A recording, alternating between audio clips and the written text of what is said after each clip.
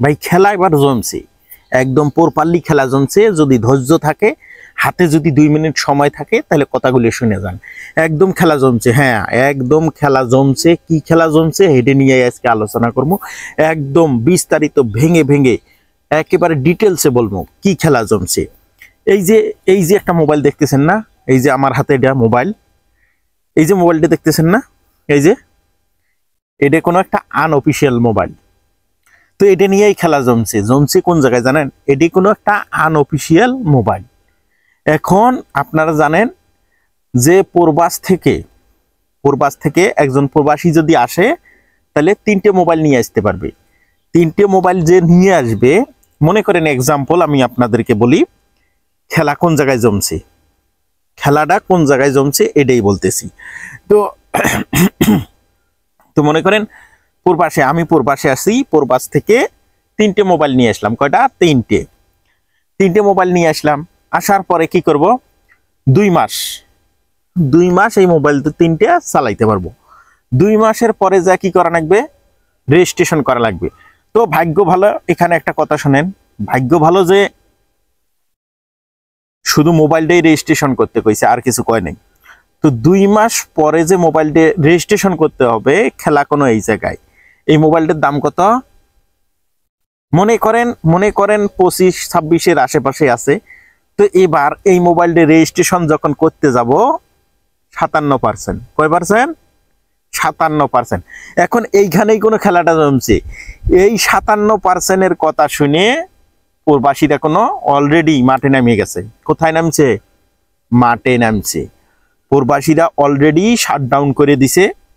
কি দিছে এটা তো অবশ্যই বুঝতে পারছেন প্রবাসীরা কি শাটডাউন করছে। তো প্রবাসীরা কোনো অলরেডি শাটডাউন করে দিছে রেমিডেন্স। এদিকে দেখুন মোবাইলের যে ব্যবসায়িকরা আছে, মোবাইলের যে যারা ব্যবসা করে, যারা মোবাইল ওই এক্সপোর্ট করে নিয়ে এসে ব্যবসা করে, তারাও কোনো এইদিকে আবার খেলা জমায় দিছে ভাই। এখন খালি বাকি আছে কেটা? সাধারণ জনগণ। এখন বাকি আছে কেটা? সাধারণ জনগণ। এখন সাধারণ জনগণ যদি ভাই মাঠে নামিয়ে যায়, তাহলে খেলা তো ভালোভাবেই জমবে। তাহলে কোনো খেলাটা ভালোভাবেই জমবে। এবার ভালো করে কথাগুলো শোনেন। দেখুন আমরা এটা মনে করেন 25-26 হাজারের পাশাপাশি দিয়ে এটা কি করছি? কিনছি। এখন এটা যদি রেজিস্ট্রেশন করতে আবার 57% ভ্যাট বা ট্যাক্স দিয়ে রেজিস্ট্রেশন করা লাগে, এবার কত হলো আবার হিসেব করেন। মনে করেন ওই দিক ওই যে 25-26 আর এইদিকে মনে করেন 12.5-13, তাহলে কত হলো? একটা জিনিস খেয়াল করছেন ভাই, 12.5-13 কত হলো? তাহলে এই যে 12.5-13 পর্যন্তই নয়, তো তারপরে আরো কোনো 7% আছে। একবার চিন্তা করছেন? ভালোভাবে একবার চিন্তা করেন, মাথায় ব্রেন খাটিয়ে চিন্তা করেন খেলা কোন জায়গায় জমছে, খেলাটা কোন জায়গায় জমছে এবার ভালোভাবে একটু চিন্তা করেন, বুঝছেন? তো যেহেতু প্রবাসী ভাইরা মাঠে নামিয়ে গেছে, এবার আসেন আমার হলো গিয়ে ব্যবসায়িক ভাইরা শাটডাউন দিয়ে দিছে।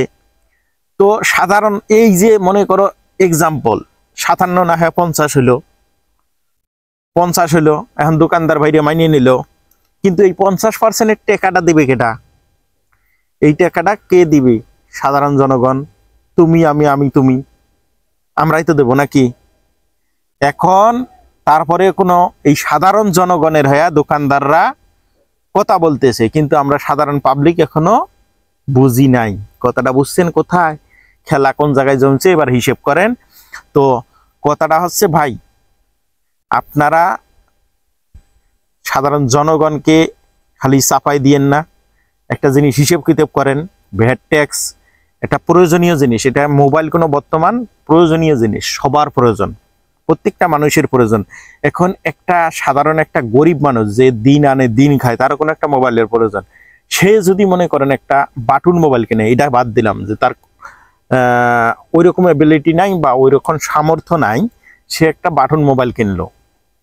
তো বাটন মোবাইলটার দামও ধরেন এক্সাম্পল 1500 টাকা।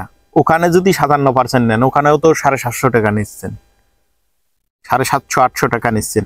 তো একটা হিসেব করছেন যে 750-800 টাকা যে ওখানে ট্যাক্স নিচ্ছেন, এটা কার থেকেই নিচ্ছেন? সাধারণ জনগণের।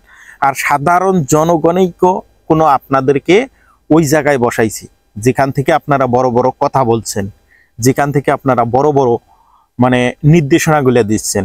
একটা জিনিস মাথায় রেখেন, সাধারণ জনগণে আপনাদেরকে ওখানে বসাইছে, আবার সাধারণ জনগণেই কোনো আপনাদেরকে পারবে ওখান থেকে নামাতে।